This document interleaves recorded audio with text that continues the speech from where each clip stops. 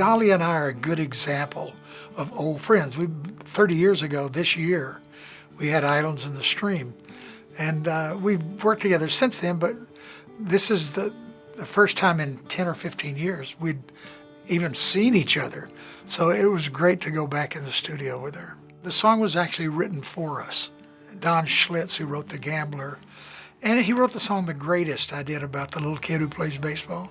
I was in New York when he was being inducted into the Songwriters Hall of Fame, and I told him this story, and he said, "You've got to let me have a shot at writing that." And I said, "Okay." The next day, he sent me this song, and I just loved it. So we sent it to Dolly, and she said, "Yeah, I like that too." Dolly used to have a television show in Nashville called Dolly, and I did that show when I was with the First Edition, and we met and said hello, and that was it. And then I was in the studio recording Islands in the Stream, which Barry Gibb had written for someone else, but gave it to me since he was producing my album. And I had sung that song for 4 days. And I finally just said, "Barry, I don't even like this song anymore."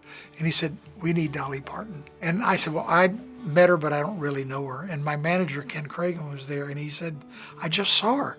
I said, "Well, go get her and bring her back up here." And the minute she came in the studio, the song just took on a whole different life, a life of its own. That's how we actually met and became friends. And it was an instant friendship because she is so open, and I like to think I am as well. I love the fact that whatever she thinks, she says, and it's so disarming when you're with someone like that. But I've always really appreciated that about her.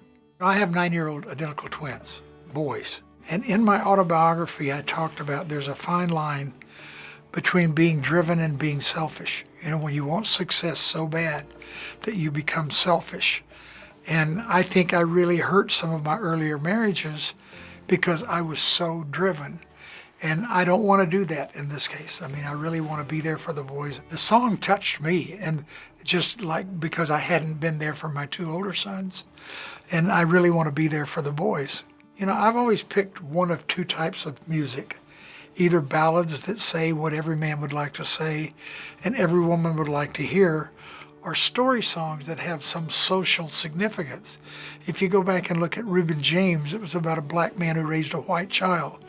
Ruby Don't Take Your Love to Town was about a Vietnam War vet who came home, found his wife was having an affair. Coward of the County was about a rape. I can't tell you how many people sing along with that song and then they go, "Oh, this is about a rape." I've always said the best story songs are the ones that put you in a place, in a bar in Toledo or on a train bound for nowhere, and you kind of feel like it's a movie. You're part of it. And it takes you on this extended ride and drops you off at the end with some emotion. And that's what I look for in songs.